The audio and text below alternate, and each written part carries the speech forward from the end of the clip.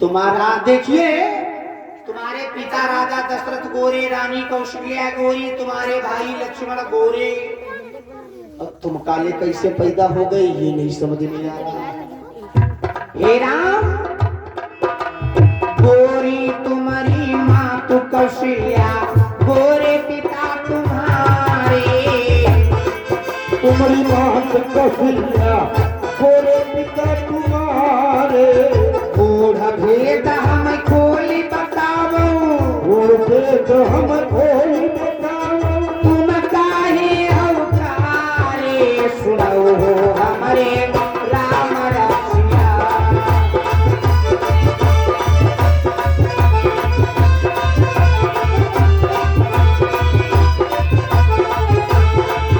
सब कुछ हो जनक पुरकी नारी, सुनो मोरे राम रसिया।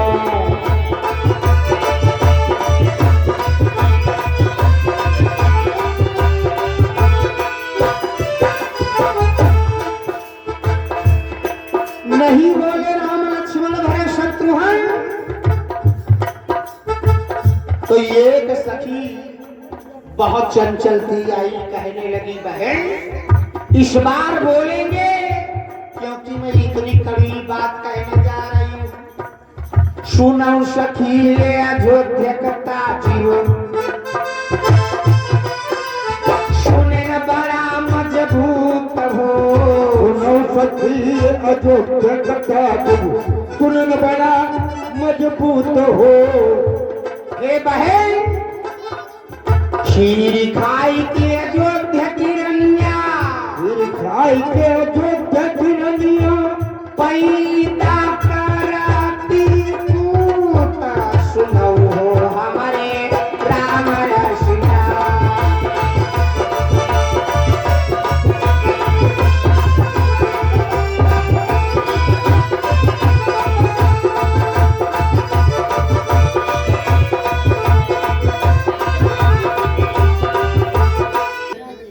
लक्ष्मण ने कहा हंस क्या रही, कहा तुमने किया? तो सखियां काले जी कहे ना कहा हम सुने हैं ना युद्ध करेनिया खीर खाई लेती लड़ी तो पैदा हुई जाती। लक्ष्मण ने कहा कोई बड़ी बात नहीं, मान लिया युद्ध करेनिया खीर खाती लड़ी का पैदा हो तो महतारी के पेट से ने तो पैदा होती। अब तुम्हारे जनकपुरी आलू भैया तना बिटे मन फसल होते खोते रहोगी है रहो खोते रहोगी, क्योंकि सीता जी पृथ्वी से निकली थी। कहते लक्ष्मण सुनो सखिया इसमें कौन है झगड़ारा,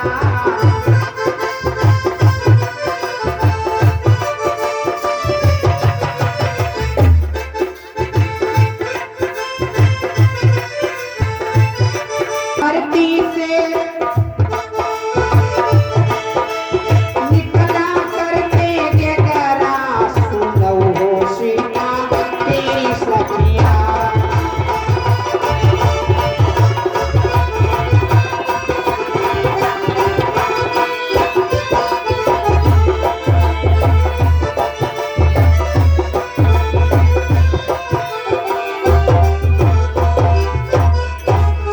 राम जी का कलेवा चल रहा था, राजा जनक जी आए, राम के आगे हाथ जोड़ के खड़े हो गए।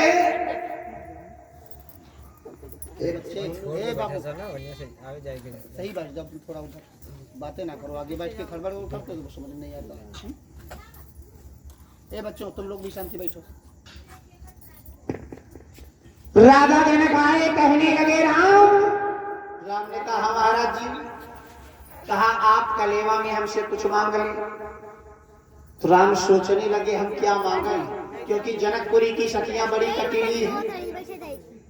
भरी सभा में जो कहने वाला था वो भी कहा, जो नहीं कहे वाला रहेगा वो कह रही। हमारे पास कमी क्या है, खाने पीने खेलने कूदने पहनने ओढ़ने की चीज मांगे, और जो मांगेंगे खट से कह देंगी राम ने देखा नहीं होगा। हम क्या मांगे? जनक जी ने कहा राम, अगर आप कलेवा में कुछ मांगेंगे नहीं तो कलेवा संपन्न नहीं होगा, चाहे वर्षों तक चलता रहे। देखो श्री कृष्ण भैया पहले जमाने में ससुर दमाद से ने कहा कि मांग ले, और दमाद सोचते हैं हम कम। अब ये कल जी ग्रीन कार्ड बनवा के बिहाव करते हैं तो वो द्वार चार झगड़ा हो जाए, दमाद खुश ही नहीं हो। भैया आजकल के जमाने में, आजकल के जमाने में दूल्हा वही है जो दहेज में लड़की वाले को दो हिला हुआ है। आजकल के जमाने में बारात जब से आई गांव में तो माताएं बहने चावल की पतीली गैस चूल्हा छोड़ दे के देख यही पाई दिख रहा है। जब ज्यादा देखी है आंगन में भरा, हाँ भाई तो है। अगर चक्कम बट्टा कुछ कम देखा तो बड़ा मोटे भी है होगा, लेकिन उसे पाई दिलाए। अरे मालूम उनका कहा कि छुए के नहीं पाई हो, जो सोफाई थी पर बैठे के नहीं पाई हो। अम्मा पापा फरमाइश करते हैं कि हमको इतना चाहिए, इतना चाहिए, इतना चाहिए, और बहुरिया घरहन लगाए देती कैंडिडेट की मरे तरे एक एक करछुल चिमचा नोट करके रखी ली हो। और आई सबसे पहले उसका काम है भैया बक्सा कमरे में करो, सामान पैक करो, ताला डालो, बाद में बेड पर चढ़ते। देखने को नहीं मिलेगा। अभी अभी ताजी ताजी बात है, एक जगह कार्यक्रम चल रहा था यही नवरात्रि में, तो भैया घर में 3-4 थरिया देखा। बूढ़ा माता कहे लगी भैया जाए तो 4-5 थाली ले आए। हम के हम 4 का तो है का बात, कहीं भैया कहीं तो रोज, लेकिन बहुरिया कोई निकलती नहीं है अपने अपने बक्सा। हम के लावारी बिले सबके बक्सा हमरा दिन कट्टरी। जब एक दो बहुरिया से कहे तो बड़ी वाली बहू जो थी उसने अपना बक्सा खोला, तब थाली कटोरी निकाला। हम के लिए बक्सम धरे धरे हो छिटके जी ही करिया हुई ना कुछ भगवान एक काम लगा दे। कहीं महाराज निकारी था बह जाती है, छुटकिया उठा के अपने कमरे में भर लेती। तो प्रभु राम सोच रहे हैं हम क्या मांगे। माता जी थोड़ा इधर बढ़ जाओ, साइड दे थोड़ा बढ़ जाओ निकलने के लिए। तो जो है तो जनक जी ने कहा कलेवा वर्षों तक चलता रहेगा, संपन्न नहीं होगा। एक गांव भैया बहुत लड़ाका बेटेवा, बादर फारे टोला उजारे, और पूरे मोहल्ला के यहाँ श्री कृष्ण भाई भोर होती सवेरे चर गरिया हुई लगे, पूरा मोहल्ला परेशान।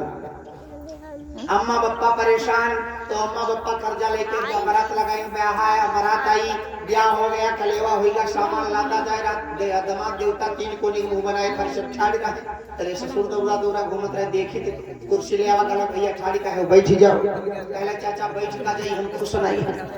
तो ससुर कहला भैया खुश का है ना, कर्ज भी दिखे तब तुम नहीं खुश हो, का कमी रही गई। तो दमाद कहला चाचा हमका रेडुआ चाहिए, रेडुआ।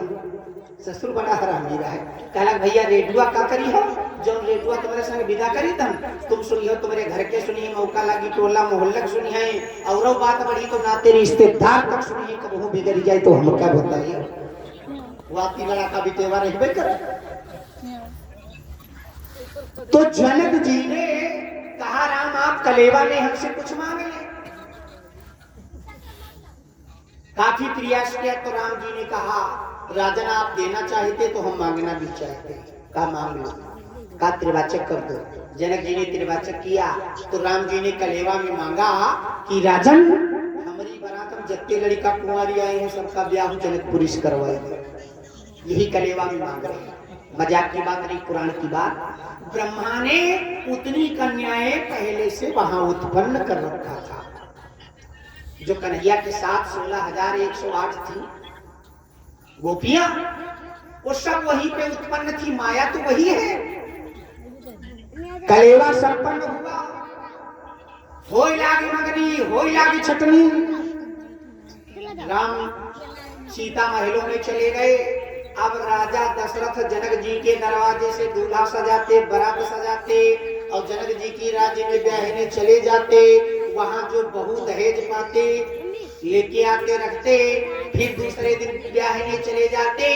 इसीलिए रामचरितमानस में ठाकुर साहब बाबा तुलसीदास जी ने बताया है कि नीति उठी दशरथ लेती विदाई, और राखई हृदय जनक समुदाय।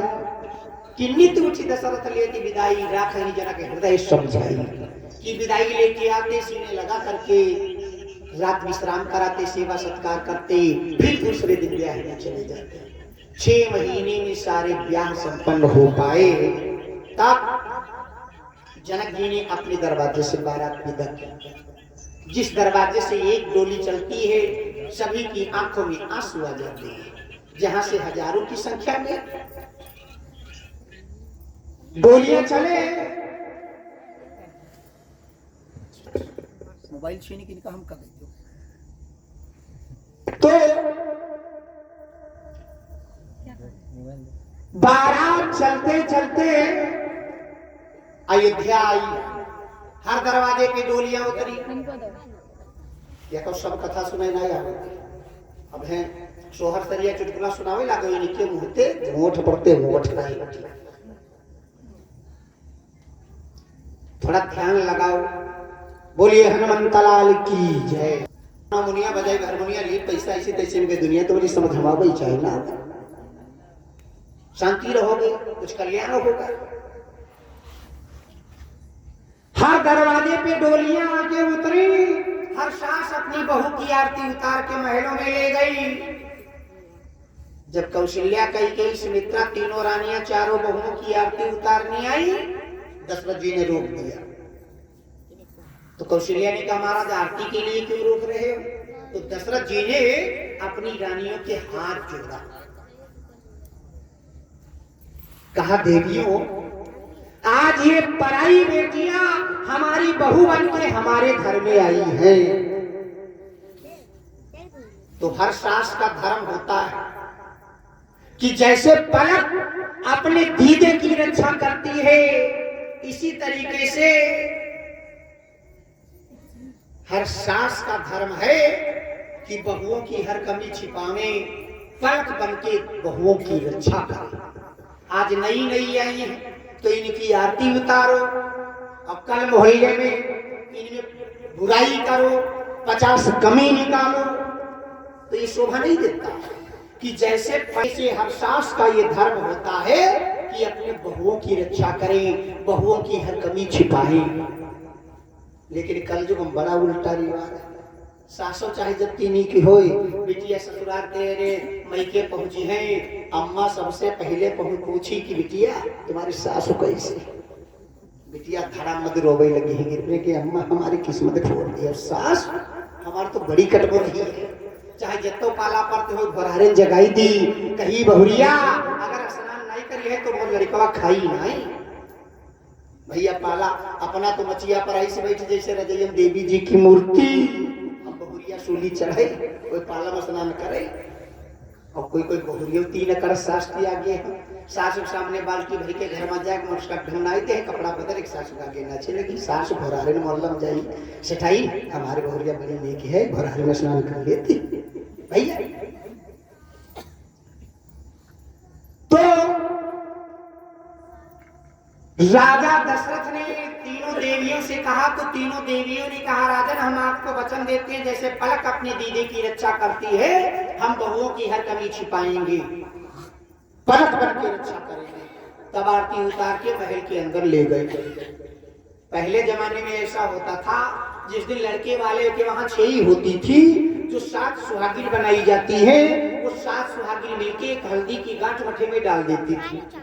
और जो नई बहुरिया आती थी वो हल्दी की गांठ उससे निकलवा के और सबसे पहले सिलबट्टा पे पिसवाई जाती थी। सीता जी बड़ी थी, सीता का नंबर पहले आया। जब सीता का नंबर पहले आया, समाज जुड़ गया, नारियां जुड़ गई।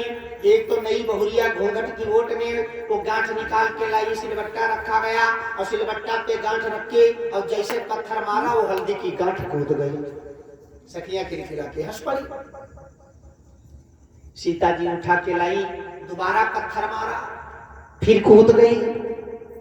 तो सखियां कहने लगी ये राजा की राजकुमारी कुछ कामकाज करना जानती नहीं है। सीता को गुस्सा आ गया, तिबारा लेके आई, पत्थर मारा, वो फिर कूद गई।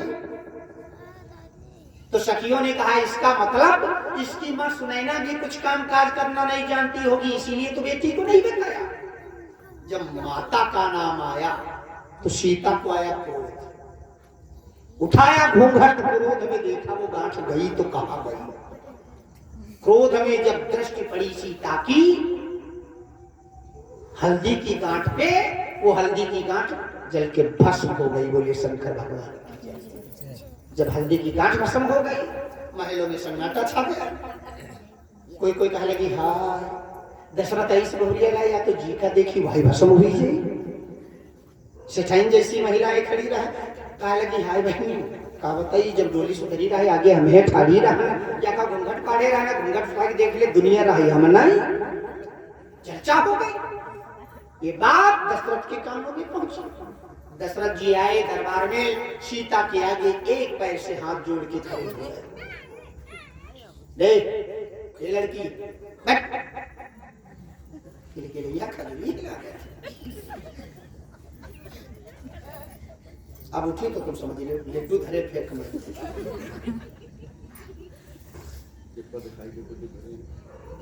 दिखाई करीबा दीवा छोड़ो ना पाई जाए तो हमसे कहो। बोले हनुमंत लाल की जय। तो दशरथ से सीता कहने लगी पिताजी कल आई हूँ, रात भर में ऐसी कौन गलती हो गई जो मेरे आगे हाथ जोड़े खड़े हो। कहा बेटी एक वचन चाहिए। सीता ने निर्वाचक कर दिया, पिताजी जो मांगोगे सो मिलेगा। दशरथ ने हाथ जोड़ा, कहा बेटी वचन ये है आज के बाद अपना हो या पराया, दोस्त हो या दुश्मन, जिस दृष्टि से तुमने इस हल्दी की गांठ को देखा है, आज के बाद इस दृष्टि से किसी को नहीं बिलोकोगी, किसी को नहीं देखोगी। सीता जी ने जब कहा जाओ पिताजी वचन किया। सीता जी वचनबद्ध थी, न रावण की औकात क्या थी जो पंचवटी से हरण के लिए चला जाता। क्रोध में देख लेती तो रावण वही जल के राख हो जाता। फिर भैया मुख दिखराई का काम हुआ। कौशल्या ने मुंह देखा तो मुख दिखराई में चूड़ामणि देती। कैकेयी ने मुंह देखा, अयोध्या के कनक भवन खजाने की चाबियां कैकेयी के पास हुआ करती थी। मुख दिखराई में वो खजाने की चाबियां सीता को दे दिया कि बेटी आज से इस अयोध्या के खजाने की मालकिन तुम हो। आज के बाद अयोध्या में जो खर्चा होगा वो तुम्हारे द्वारा होगा। सुमित्रा जी ने मुंह देखा तो सुमित्रा जी ने सोचा हम क्या दे। तब तक आ गए लक्ष्मण जी। लक्ष्मण का पकड़ा हाथ सीता के हाथों में दे दिया। कहा बेटी मुख दिखराई में हम तुम्हें लक्ष्मण को दे रहे हैं। लक्ष्मण तुम्हारे चरणों में रहेंगे, तुम्हारी सेवा करेंगे। उसी दिन से लक्ष्मण जी सीता को मां कहने लगे और सीता जी लक्ष्मण को बेटा कहने लगी। पूरी शंकर भगवान की जय। मुख दिखराई का कार्य संपन्न हो गया। इंद्रपुरी से निमंत्रण आ गया। राजा दशरथ इंद्रपुरी चले गए। जब इंद्रपुरी चले गए, दशरथ के पीछे भरत शत्रुघ्न का विचार बना। कैकेयी माता से विदाई लेकर के ननिहाल चले गए। जब भरत शत्रुघ्न ननिहाल चले गए, राजा दशरथ इंद्रपुरी से वापस आए। धीरे धीरे समय बीता। जिस वक्त का देवताओं को इंतजार था वो वक्त करीब आ गया। जीव राम विवाह हुआ, देवताओं में खलबली मच गई। सरस्वती से विनती किया, मैया शारदे अब मदद करो क्योंकि भार सहन नहीं हो रहा है पृथ्वी माता से। राजा दशरथ एक दिन अयोध्या राज दरबार में बैठे थे। मनुष्य का सच्चा साथी है वो है दर्पण। दर्पण में देखो मुख में कालिक लगी, फटाक से बताएगा कालिक लगी। राजा दशरथ ने दर्पण में मुंह देखा। एक दिवस अचानक, एक दिवस अचानक राजा ने दर्पण में अपना मुंह देखा। दिवस अचानक